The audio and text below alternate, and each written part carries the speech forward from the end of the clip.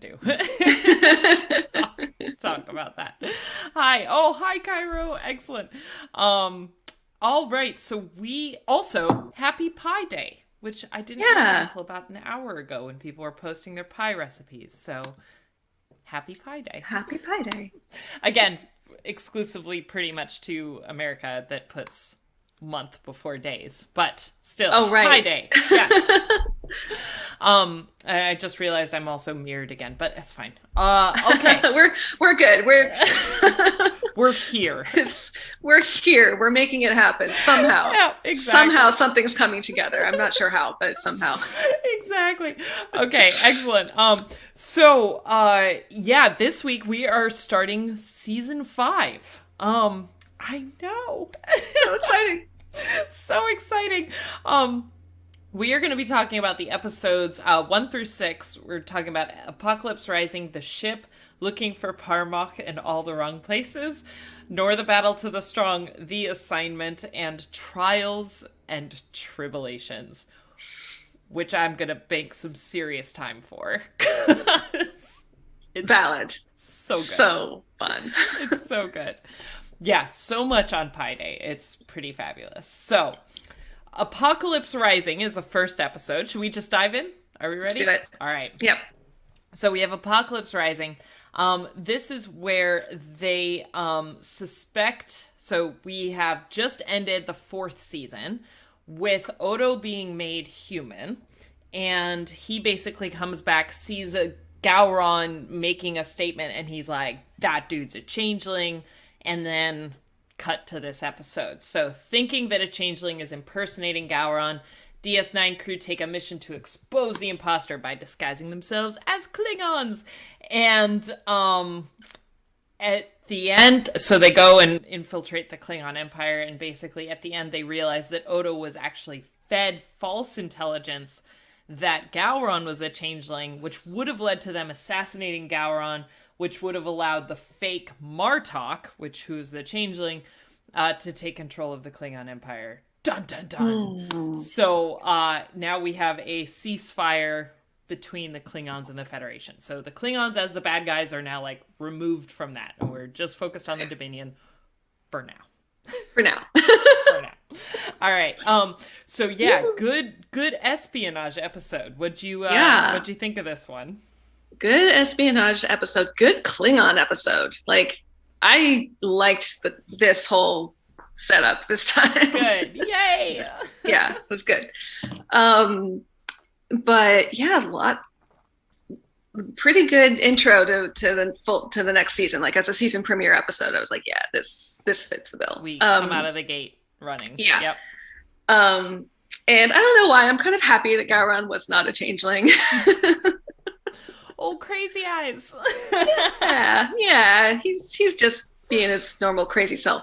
But I called it. Right as Odo was starting to talk to the general, I was like, yep, I got it. This Martok doesn't feel That's right. Him. Doesn't feel right. Something's wrong. He's not talking about honor enough. Clearly. Which was exactly it, right? That's what he was like. Yeah, no, your views on honor are wrong. Yeah. That's awesome. Yeah. But so on the honor note, I loved Worf giving full on My Fair Lady Klingon lessons to the crew. I mean, it was what I've been saying. It was so exhausting, this honor thing, because it's literally Edwardian level rules you have to keep in your head. Don't stand so close to him. Don't use the back of your hand unless you mean this. It's fan language. If you do it like this, it means something else. But if you do it like this, it's something else. It was hilarious. It's just, how do you wake up in the morning? That just sounds exhausting. That is so funny. Yeah, fair enough. So you got it pretty much as soon as Odo was... Yeah. Okay. All right. Yeah. Goodness. But I was also well, is Gowron one also? Mm-hmm. But no. Okay. I mean, at least right now. Well, no. Yeah. No, I think we're pretty safe in that. Okay. there are comments saying, and again, for people who came in a few minutes late, Samantha has executively decided to not follow the chat, so I'm going to be relaying it. Yes. Because there's too much going on now, and we don't want spoilers. So feel free, go wild in the chat. It's totally fine. So for those of you who are in Europe, yes, we are an hour earlier than usual, so sorry about that. And D Starfire said, is this the one where Changeling is revealed in the room full of Klingon warriors and gets vaporized by a few dozen disruptors firing at once? And everyone's like, yep, that is absolutely it. So, and someone else said Damar came off like a dork in this episode. So, yeah.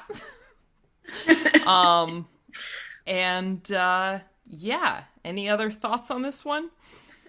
Well, okay, so I think it was a cold open Quark thing, but like, so my question is he like a free businessman now?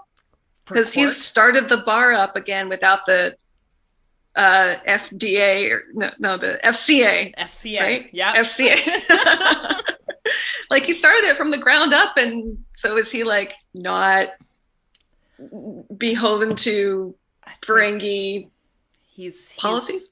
He's gone a little... Well, remember, though, that now he's basically doing business via Deep Space Nine and the Federation. Right. Because that's what Cisco came in and he was like, you can... Yeah, so they made that whole arrangement. So we're good with that one.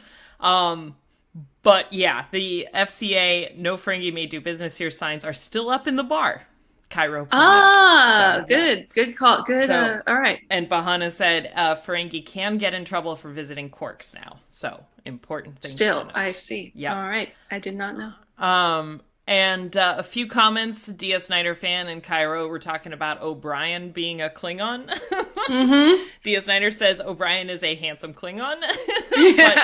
But Cairo put in that Cole Meany was very, very uncomfortable and complaining about the makeup the entire time, which is probably fair. Sure. It sounds pretty horrible.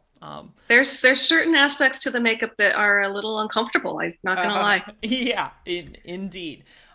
So yeah, I think as a Klingon, you have not been as much of a fan of the Klingon episodes. So not as much of a fan, but this one I really enjoyed. Like this was one of the ones where I see it and I go, oh, I get it. Like I get how cool Klingons are and how fun they are to watch. And like, it's just sometimes the chemistry of the episode is so like overbearing that I'm like, ugh, this is so exhausting.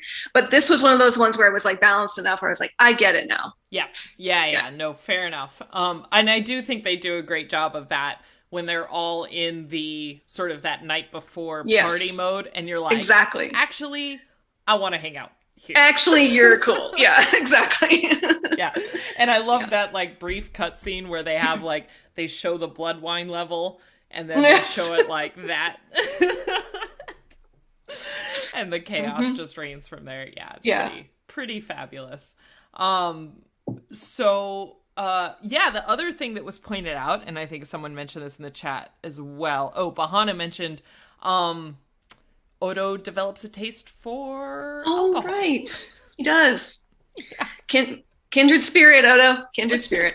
But that was it was kind of a heartbreaking little scene. Like he's discovered alcohol and he's like going full on Casablanca at the bar. Like my troubles will end at the bottom of this glass. Like it was very.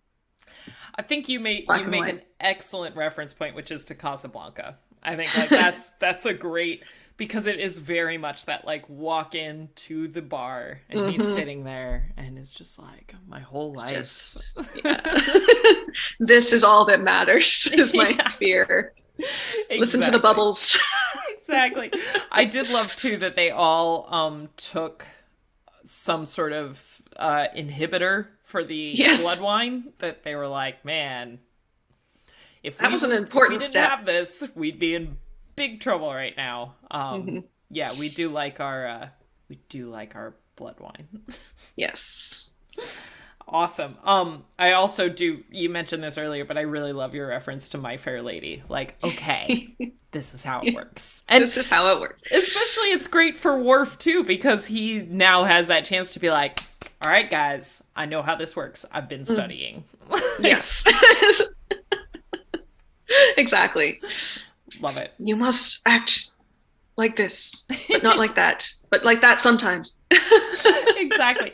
And like, can we just, and this is what I was saying earlier today too, like, I really appreciate how Deep Space Nine gets with this, because it's like, we start with the fact that like Gowron is the changeling, but they had fed Odo false intelligence so Gowron would be assassinated in order to let the Dominion then take over with Martok. Like, it's just so deep how much that conspiracy runs, and it really makes that Dominion feel like a real threat, which exactly. is awesome. Yeah. But like I feel like they're getting sloppy because if Martok had done his homework, had done his Worf homework, he might not have made that mistake.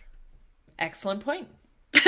That's a really good point. I think you were right. It was a pretty sloppy move to expose that. Yeah. Like all he had to do was mention honor a couple more times, and he'd be fine. And they would have got away with it if it weren't for that pesky honor. Yeah. See, awesome. He gets him in trouble all the time. All right. Any last thoughts on this episode? No.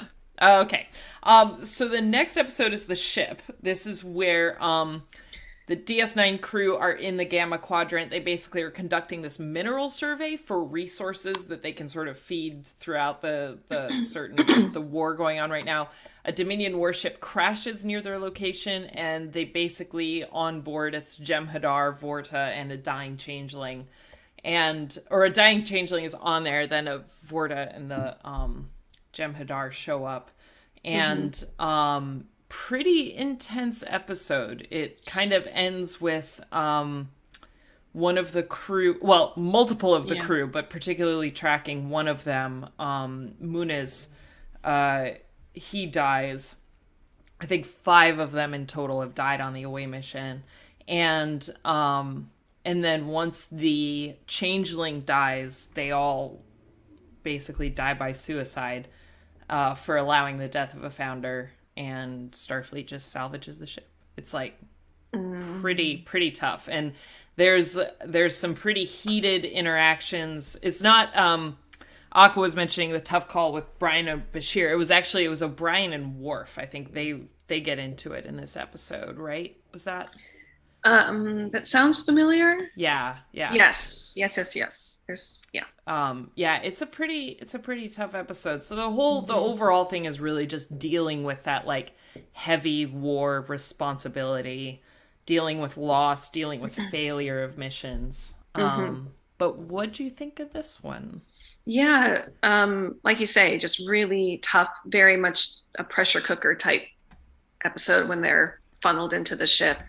And I think in this episode, it was kind of nice to, well, not nice, of course, but seeing O'Brien a little bit more shaken and like he's been waffling for me a little bit recently with his, behavior and black and white perspectives. And this was almost another humanizing element to him. It just, the fact that he was so, just gutted and emotional about losing, is it Nunez? Yeah. Nunez? I thought, okay, there's O'Brien. Like he's obviously dealt with a lot, but I don't know. There's been certain parts of his character that recently I'm like, come on, man. So this, as an O'Brien character episode, I appreciated this. And I guess my biggest point of confusion in this episode was are they the Vorta? Yeah. And the Jem'Hadar? Yeah. They're just there, they're not there as a part of an attack or with ulterior motives to continue breaking down the Federation. They're just there because the founder is sick or ill or whatever. So that was confusing to me in a way, because up until this point, it seemed like they were just vehicles of the founders / Dominion. And this was like some separate sort of meeting with Starfleet where they're just there for their god. Yeah, it was more of like an incidental encounter. This yeah. ship, and that's what I think it is that ship had gone down with a founder on board, and so they're coming to go clean up the mess essentially, and make sure that founder is alive and is okay, and so there is, but remember too, this is all taking place in the Gamma Quadrant where the Dominion has pretty much taken over at this point, and so they're kind of free roaming, here. Right. Okay. Yeah. No worries, Baka. Welcome. And I also saw Tumor Boy popped in. Hello, Aquatarg. Welcome. Love your name. And no worries. Okay. Yeah, it's a and it's a pretty dark episode to really show how much. I think the focus is really, even though you've got great dynamics with O'Brien and his subordinates, it's like him giving Muniz like a really hard time about, they kind of have that banter back and forth, and he's like, I'm going to demote you and you're going to be sent to this. And then he saves the day. He's like, okay, maybe you won't be demoted. But it really, then that last scene with Sisko saying like, I always have to honor the names of all the people that I've lost. It's pretty hard. It's tough. Yeah, it was definitely really, really heavy. And the last scene between Worf and O'Brien at the casket was so good. That was such a good scene. It's such a good scene. And I think what they did so great with it is that most of us know culturally, and I know Laura in the chat mentioned that they're in Ireland. Like, a lot of us know the concept of an Irish wake, and especially those of us who are raised in Irish American households know an Irish wake. So it seemed obvious that that's what O'Brien was doing, but then when Worf walked in and he was like, oh, you're performing the Klingon ritual of, this. It's, oh my gosh, big subscription gifts. Yay! Yay! Thank you, Doctor Who 42, and welcome all the subscribers.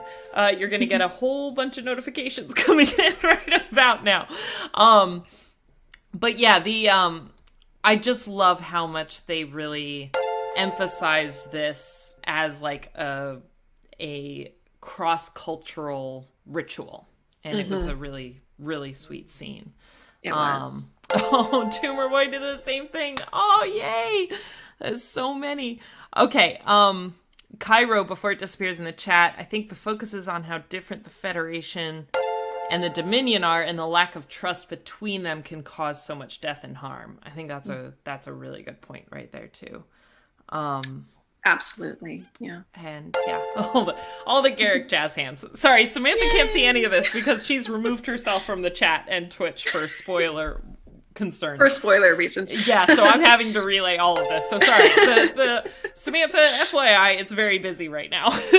Oh, yay! I wish I could see. Getting gift subscriptions. So thank you all very much. That's really, really, really sweet. Yeah, for insurance reasons. Exactly. Let's talk really quick about the, it's not even the B plot, because I would say the main thing is like everything going on with the Vorta and the Jem'Hadar, but then like the B plot's kind of O'Brien's relationship with Muniz and all of that. But then the C plot, Bashir and Quark get arrested. Why again? By Odo. Because Bashir needed a specific plant for a thing he was putting together for Kira. Didn't realize that it was like illegal without a permit to get this. And Quark, in his infinite wisdom, organized a bunch of other illegal shipments along with this. Of course. And there's... As you do. Just, once again, some weird levity. Like, it's a very contrasting... Yeah, definitely. thing. Yeah. It's really funny. That's good. All right. Any last thoughts on this one? Not from me. All right. Well, thank you again to everyone for the gift subscriptions and welcome aboard. Happy to have everyone here. Okay. The next episode, looking for Parmok in all the wrong places. Grilka is back. Last scene. We love her. Season 3. And she comes on board and Worf is like, who is that? But feels conflict being able to pursue her because of his dishonor among Klingons. Instead, he decides to, like, help Quark win over Grilka in a really Cyrano de Bergerac way. It's fabulous. They basically, Worf decides to go to combat with Grilka's bodyguard to legitimize their relationship and show his worthiness. And so, like, Worf literally takes over his body for that combat. And then this whole thing with... And then we finally kick off Jadzia and Worf, which... Yay! Have we kept that mostly secret from you? Had that been spoiled? That they... No. Okay. Awesome. No, that was... No. I mean, people were mentioning it when it was first floated around, but I never got a sense that it was going to happen. Okay. For sure. More that they just had really good tension and, lots of feelings. Lots of feelings, yeah. I'm so on board with it, though. Yeah, and so few notes in the chat. Everyone loves this episode. Jadzia hands. Yay! Laura mentioned this one is directed by Andy Robinson, who plays Garrick, which is awesome. Oh, cool. Didn't realize that. And then Bahana mentioned the other point of this episode, which is definitely the B plot, that the O'Brien and Kira stuff is highly uncomfortable. And oh my God. Samantha, if you remember to our conversation last week when Mike was guesting with us, he mentioned, he was like, yeah, it's all kind of weird, and especially that one episode, and Erin knows which one I'm talking about. This one. Yeah. It's freaking uncomfortable. And I think this is why, like, there's so many split feelings on this episode, because the Quark Worf Jadzia stuff is like 10 out of 10 brilliant. Like, it's awesome. And then you have this whole subplot that is very uncomfortable and just cringe. This is the one with the massaging, right? Yep. I think I blocked it out. Yep. That's just all kinds of wrong. It's like, why would they even go there at all? Like, there's no reason, makes no sense. Yep. Awkward as hell. Yeah. Yep. We have our friend Professor Mohammed Noor in the chat said, ooh, I forgot that was this episode. Agreed, all kinds of wrong. Yeah. It's just like, no. Why go there? Because remember when Kira got impregnated, and I said, every time I watch Deep Space Nine, I forget that this happens. Mm-hmm. Like, we've all blocked it. And I think everyone in the chat agrees. We have all blocked it out. And then it happens, and you're like, oh, yeah. Oh, that was a thing. Ugh, yeah. Horrible. Yeah. But Worf and Quark, like, that was awesome. Yeah, it's awesome. Yeah, Cairo, we're gonna mention that in a second. But the what I do appreciate is, even though the O'Brien awfulness plot line, the entire episode is almost Shakespearean in, like, a comedy of errors way. And I love that. I just think this whole episode is so entertaining and so funny. And you have this whole Cyrano de Bergerac thing happening. And then you have this whole, like, where O'Brien and Kira, even though we might not agree with it, like, have reached this understanding, but Keiko doesn't really know that. And so there's all of that. And it is, like, purely Shakespearean on so many levels, and I do really appreciate that. Yeah, that was awesome. I also love that Quark, when he's trying to woo Grilka, comes in the room with Jadzia and Dax, and Worf starts to talk, and he's like, no, I'm here to ask Dax. Like, not you. That was such a good point. You made that point in the notes, and it never really occurred to me, where you're like, it was the fact that Quark came in to ask Dax on Klingon dating advice in front of Worf. Worf, yeah. Yeah. So funny. Well, and Aqua Target in the chat, they said, I'm Polly, and even I found that awkward. And it's like, and a few other, so it's still coming in right now. So appreciate the attempt, clumsy but sure, is what Baka said. And then Astro said, I'm a registered massage therapist, and I found it awkward. Wow. So there's a lot of people who are like, yeah, in theory, like a multi-relationship thing is fine, and some people relate to it, but the way that it's executed is not comfortable, and I think a lot of it has to do with the consent and the lack of communication, which is very clear throughout. Yeah, and the fact that Keiko was so oblivious, I know, is like really strange. I know.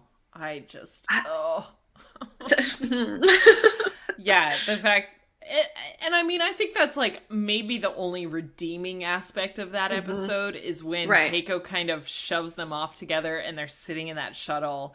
And the nice thing is that Kira and O'Brien are on the same page, like, and Miles are on the same page, and they're like, this is going somewhere neither of us are comfortable with. We got to shut this down. And for some reason, Keiko isn't like figuring this out, so we're just going to take it into our own hands. And it's kind of a sweet scene, but it is pretty awkward. Yeah. It's pretty awkward. Let me see. So going back, Tumor Boy mentioned who would pick Worf as the Klingon Cyrano. And to be fair, Dax at Watch Trek said, to be fair, Dax can provide the best dating advice for just about any culture. That's valid. True. Yes. Yep. And before we move on from the Keiko, Kira, O'Brien awfulness. It is pretty funny when Odo starts giving Kira a hard time. I don't know. I found it a little bit funny because she starts defending him, and like the fact that Miles hasn't been showing up for work and stuff is falling off the board, and she's like, well, but he's going through a lot, and Odo's like, excuse me? This is not the relationship we have. We trashed that nonsense. And she calls him Miles, and he's like, no, you've defended Chief O'Brien, not Miles. And it is a great scene. Yeah, I forgot about that. That's a good scene. Yeah, it was pretty funny. But let's, and so people are saying Worf doesn't do well with full Klingon women. Worf doesn't do well with women. Well, Worf doesn't do well with people. Yes. Accurate. And so we're all leaning in that direction. Let's talk about the final scene. Oh, so good.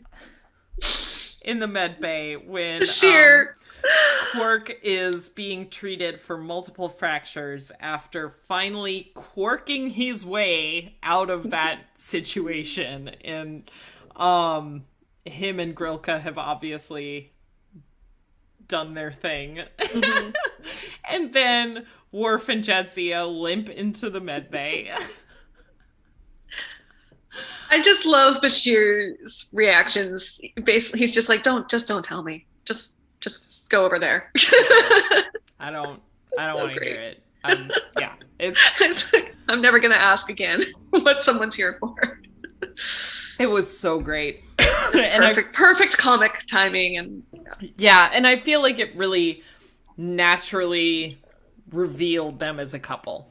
You know, like they didn't have to make it a long drawn out thing. It was just, and Astro said in the chat, when Jadzia is playing with Worf's hair, like, this idea that they limp to this, side medical room, and then they have the conversation. And of course, Worf, having watched TNG, is like, well, we have to get married now. Yeah. Jadzia's like, let's just one day at a time. And I feel like they did such a good job of staying true to the characters that Jadzia is very respectful of Worf's thing, but she's also saying, like, let's not, like, we don't have to make a long-term commitment, but I recognize that you're not okay with just completely winging it. So let's just keep communicating and we're good. We're good. Yeah. So That's sweet. awesome. Yeah, you did, Daib. Said, did I just come in for looking for Parmok? One of the most well done romances in Star Trek history. Yes. Mm-hmm. And I just love the theme of, he's like, Parmok? And it's the Klingon word for love with aggressive connotations. Awesome. Any other thoughts on that one? Not from me. Okay. So the next episode is Nor the Battle to the Strong. So we are going heavy to light to heavy. And Yeah. this is where Jake decides to go with Bashir to help write an article, and ends up finding themselves at an emergency field hospital at a Federation colony that's under Klingon attack.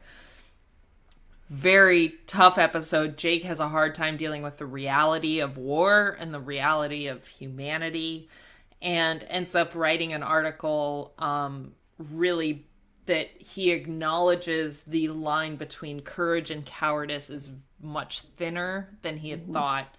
And Bashir and his dad really appreciate that. So it's heavy episode. What'd you think of this one? Honestly, this was one of my favorite episodes of this set, and so far of DS9. That really struck me. Yeah, that's awesome. Yeah.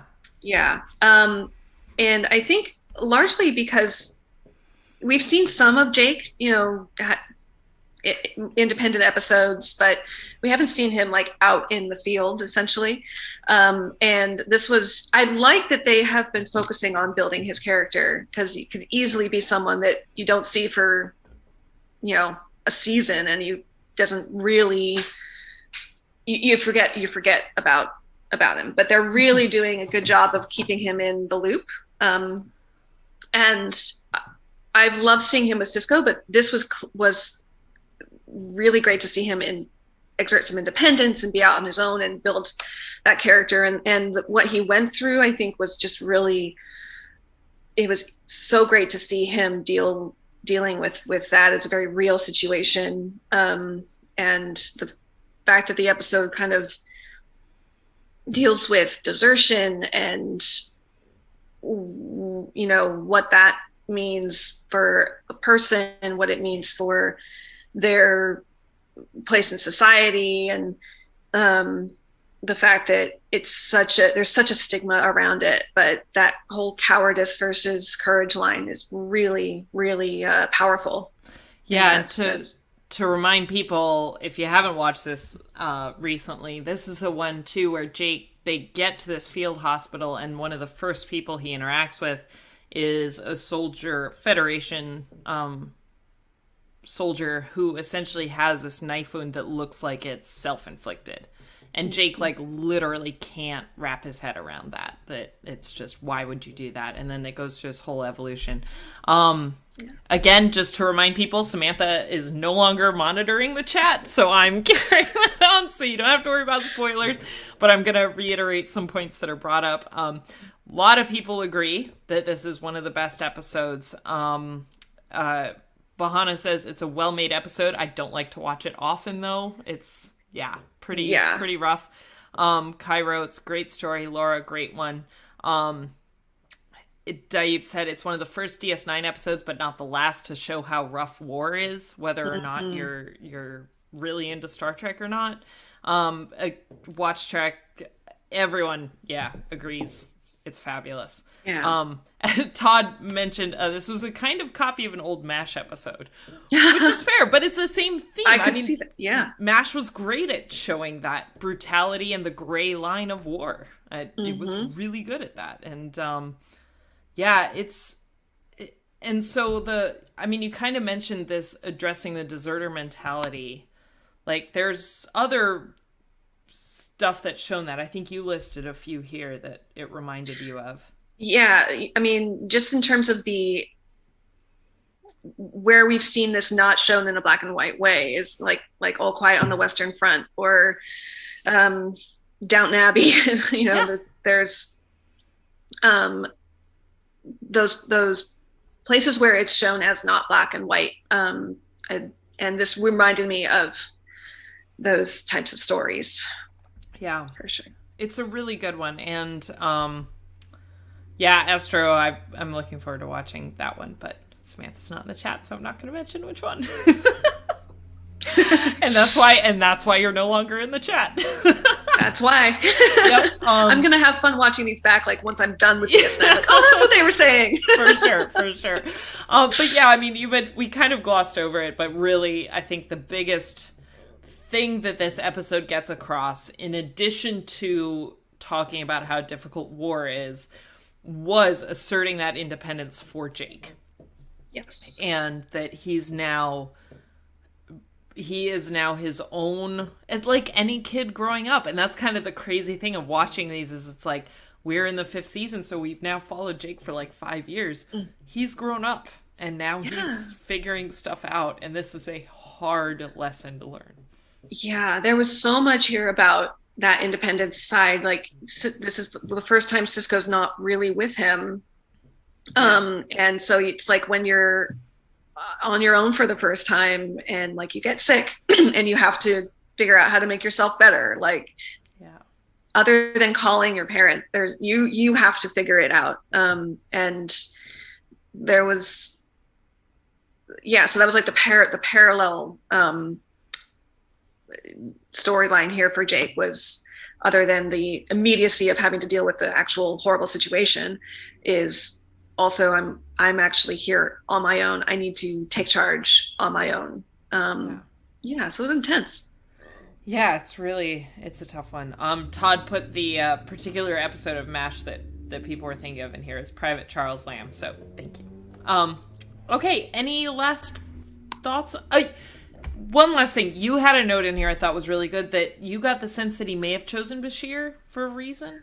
Yeah, so I felt like by the end Bashir kind of not proved himself, that's the wrong phrase, but I think Jake saw him in a different light, with more respect by the end, and it got the feeling that he may have chosen Bashir for this assignment because Bashir is like this, like easygoing sort of, maybe he didn't get a sense that Bashir was like this hardcore field doctor.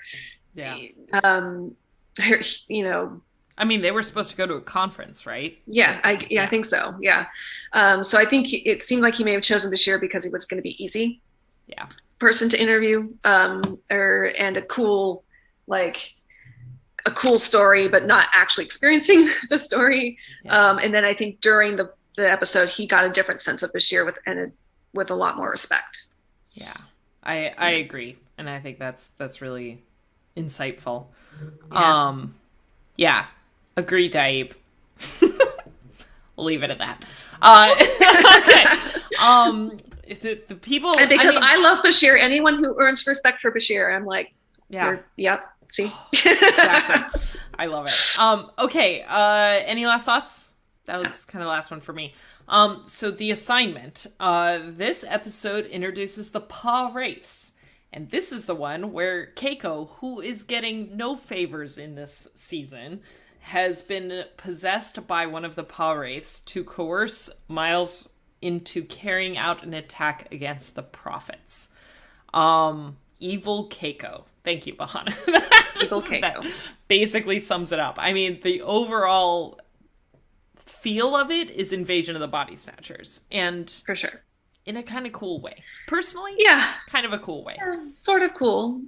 But also, like, there's a whole nother body snatcher type thing out there. Like, how many more things are they going to throw at us to keep track of? DS9, you're just killing me.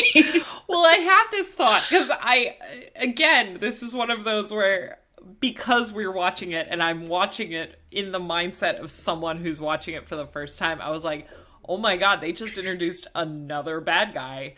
But they have kind of removed the bad guys, the Klingon threat. Like, they have... Yeah, but I know what Klingons are.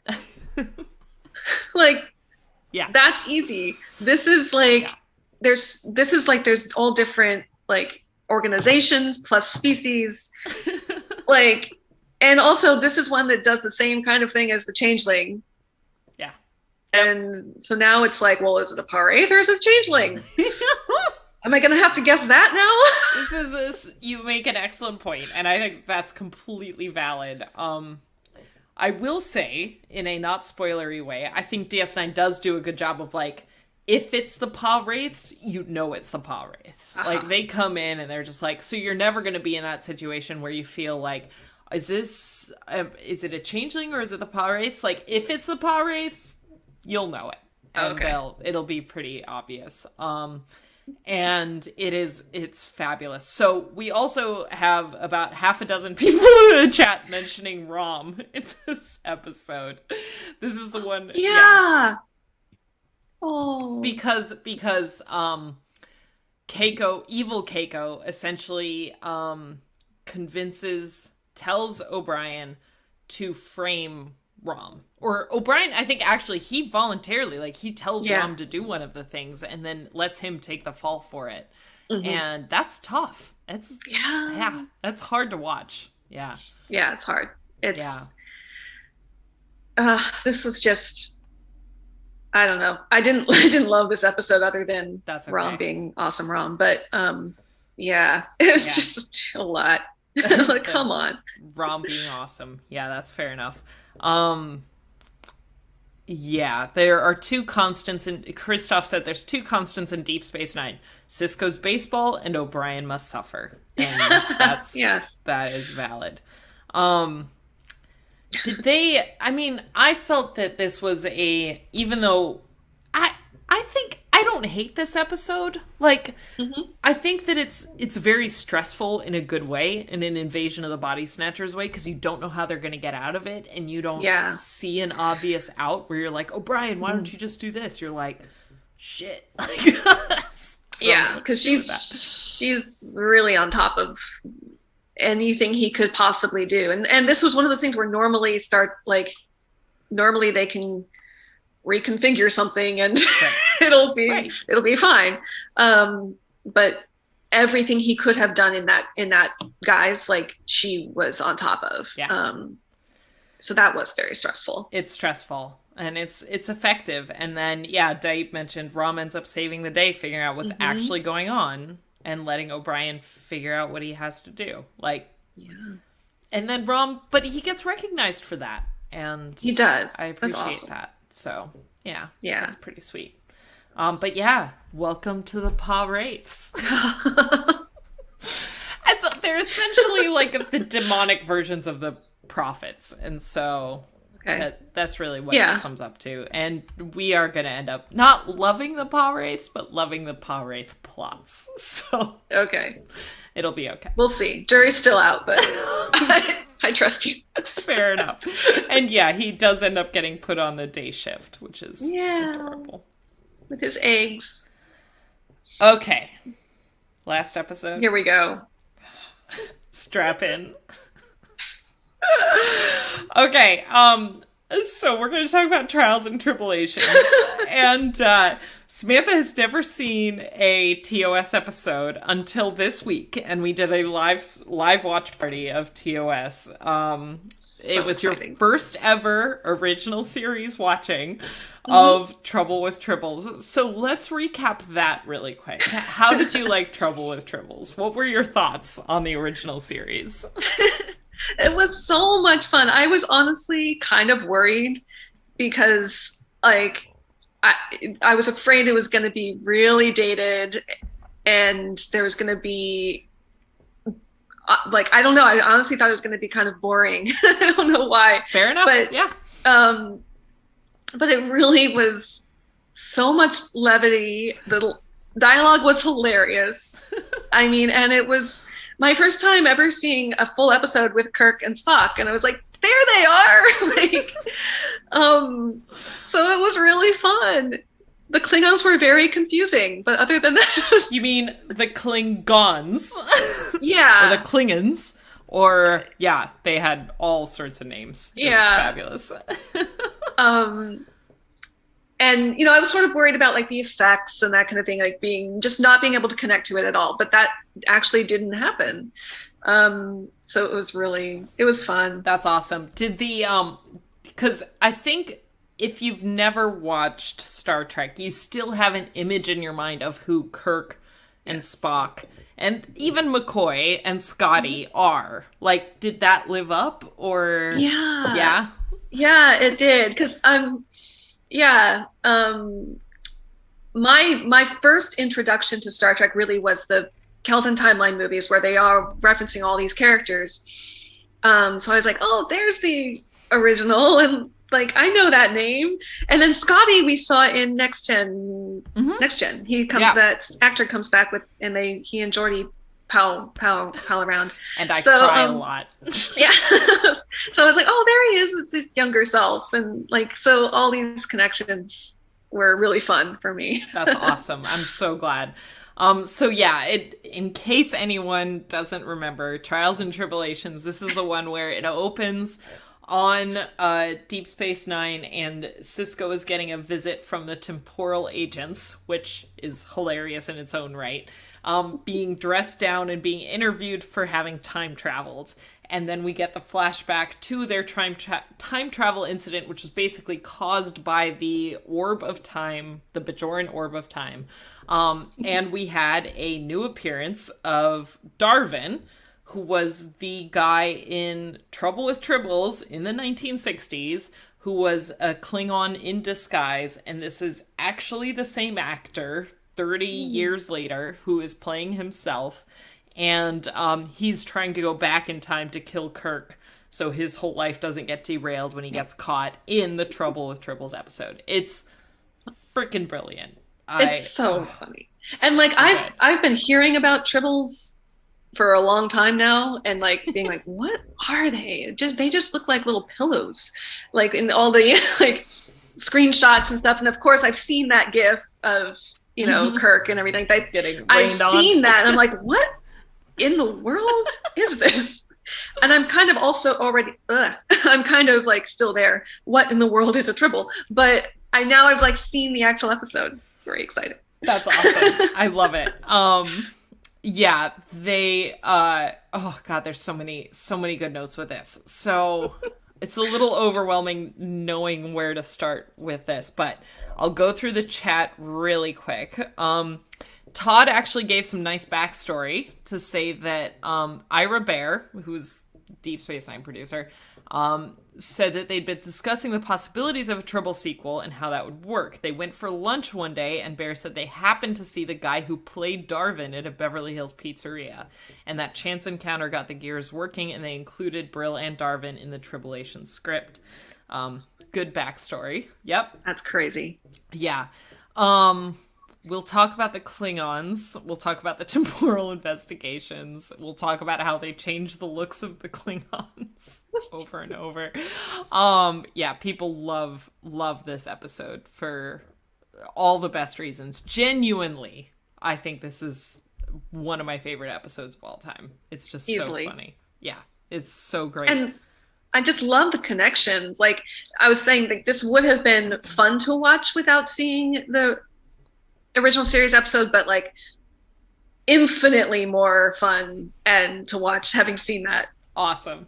I'm so glad. I was so worried about just dumping you into the original series and being like, you need to watch this one episode before you watch this. But I do think it just adds, because then you really appreciate how they weave them all together. And it's so brilliant. Okay, so we've got multiple things to discuss. We're going to talk about how Spock is really hot. We're going to talk about how Klingons look the way they do. We're going to talk about so many things.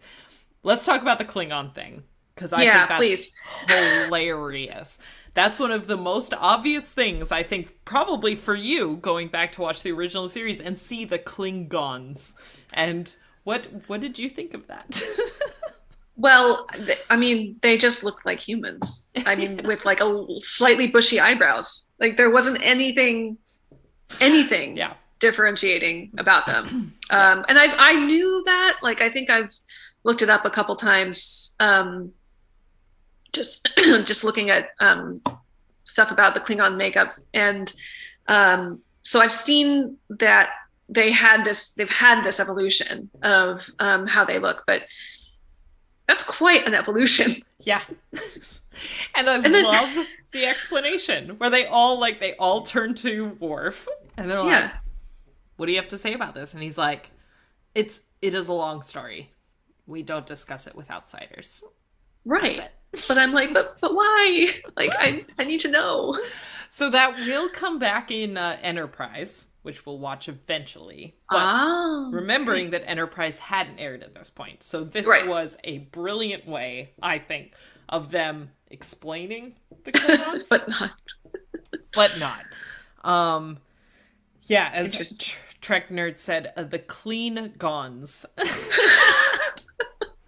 And watching, it was funny too, because we were all kind of laughing about that during the watch party.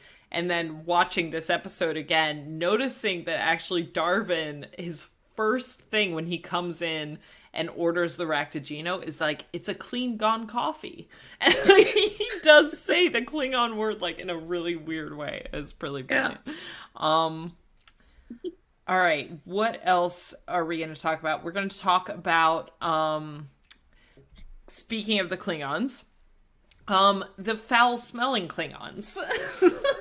Which I think genuinely is one of the funniest moments in all of Deep Space Nine, and Cairo put it perfectly. It was like, is there a smell of lilacs here? I love it. Jajia's like, just trust me. Tell him next time you see him, you smell lilacs. Yeah. Just say. It's like, because they turn around, they're like, I don't know, Worf, I just think you have a soft, like a sort of earthy, peaty aroma with a touch of lilacs. It's so good. It's so funny. Okay. Another great part is Bashir and O'Brien. Oh, so good. So good. You have in your notes about when Bashir was like justifying becoming his own great grandfather. I forgot all about that. Like, that was peak Bashir. It was. Umbra mentioned it's the Bashir and O'Brien comedy hour, and it 100% is. From the moment they step into that turbo lift and literally don't know how to work it. They're like, I won't tell if you won't. Yeah, it's so good. And then like Cairo, the literal grandmother paradox. And this was brilliantly done in Futurama as well, where Bashir's basically just saying, he's like, but I think that's my great grandmother. Like, what if I'm destined? It's a predestination paradox that I have to hook up with her and become my own great grandfather in order for me to exist. And O'Brien's like, we got to get out of here. Yeah. Yeah. But Bashir's like legitimately worried. It's so cute. It's so funny. It's so great. I absolutely love that. Yeah. Toomer is like, please do not. Well, and two, I think one of the great points is where they're in there and he's like hitting on this girl, and like, O'Brien, for a brief minute, is a great wingman. Like, he's essentially being like, oh, yeah, you should have this medical inspection. And then she walks out and he's like, she was just using you to get to me. Yeah. It's so brilliant. Great. It's so great. Oh, man. So I don't completely dominate this conversation, any of your favorite moments? I could talk about this episode all day. So. I know. No, I liked, Dax having clearly been like, she knows the era, and she's been there, and that was fun to see her like remembering. Yeah. Being there. I love, too, one of my favorite moments is when her and Cisco are inspecting she's keeping watch while Cisco's working on the thing, and they see Kirk and Spock, and she's just like, I had no idea. Like, he's so much more handsome in person. And he's like, yeah, Kirk was always kind of a ladies' man. And she's like, no, Spock. I was like, all Cisco does is he's like, let's go. We're leaving now. Yeah. So great. And I don't know if you know this, Samantha, but actually Terry Farrell, who plays Jadzia Dax, is now wasn't at the time, but is now married to Adam Nimoy, who's Leonard Nimoy's son. Really? So wow, it all came full circle. That's very full circle. Yeah, it's so good. Yeah. But what were your thoughts on Kirk and Spock and McCoy? Well, I misheard Jadzia as well, and I was like, I agree, Jadzia. I had no idea Kirk was so handsome. And then she's like, no, it's Spock. And I was like, oh.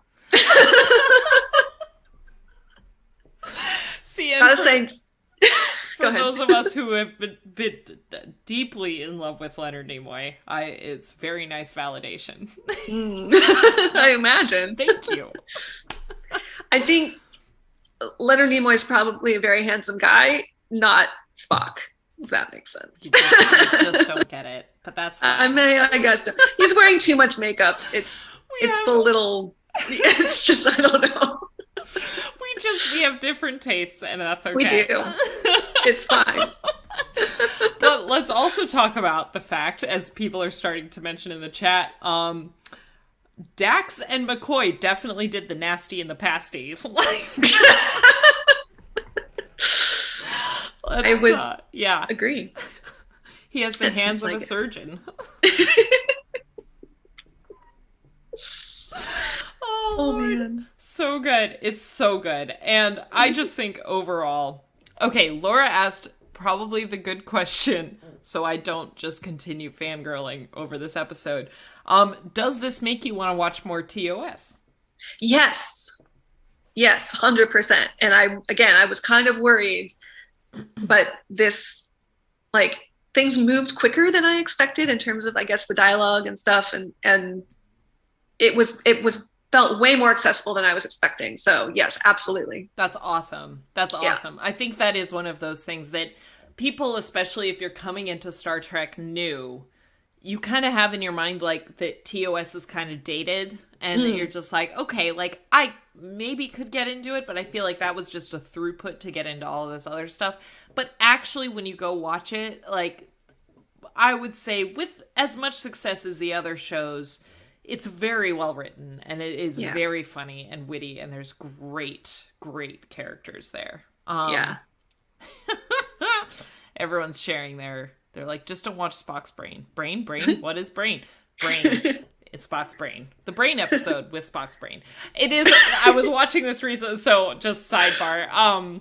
My friend Marina and I watch TOS every other week together on Friday mornings. Oh, and we watched Spock's brain last time, and we both were like, oh my god, you should just have a drinking game to this episode every time they say brain.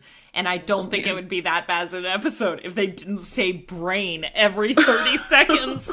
Well, yeah, and there was some weird repeating of lines that went on. Yeah.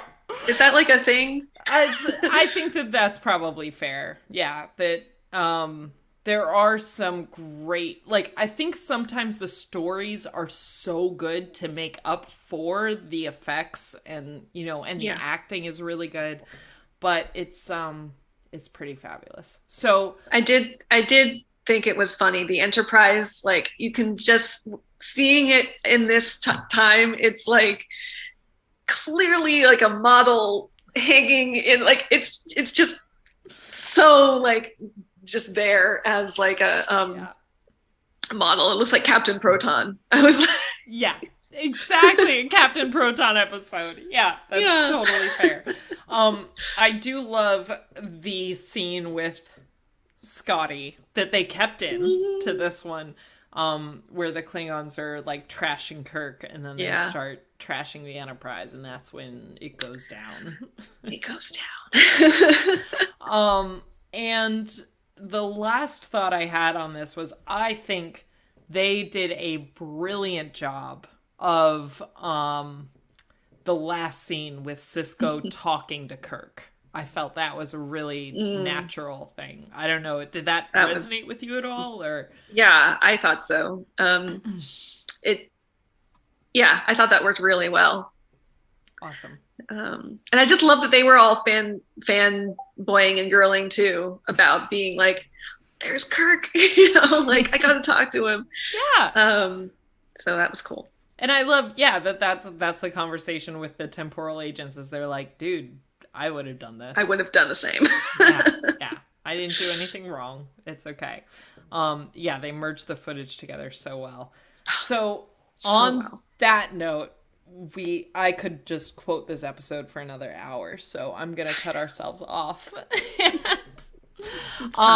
Any last thoughts on this round? What do you think of these going into season 5 now? Very good set of episodes. Very excited to continue. Okay, awesome. Yeah. Awesome. Yeah, we've got some good ones coming up. So the next round, not next week. We're actually not going to be here next week. I've got a prior engagement. So in 2 weeks, we'll be back with Let He Who Is Without Sin, which is the Ryza episode. Things Past, The Ascent, brilliant. Rapture, Darkness and Light, and The Begotten, which is that one. I was about to say, I'm not going to say. I'll let you watch it. Okay, but on that, we will be back in 2 weeks.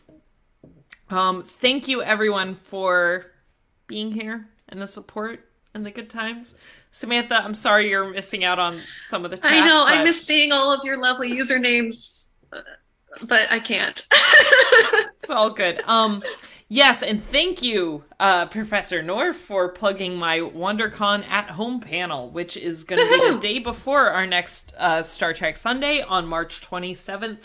I am doing a panel with Anthony Rapp, as well as the technical advisor for MacGyver and the technical advisor for Big Bang Theory and Young Sheldon. So nice. We have a talk. It's called The Science Behind Smart TV, and you should check it out. So it'll be great. But thank you all again. This was great. Thank you, Samantha. You're such a good sport. And we will be back in 2 weeks to talk about the next 6 episodes of Deep Space Nine. All right. Thank you, everyone. Bye. Have a good one. Bye-bye.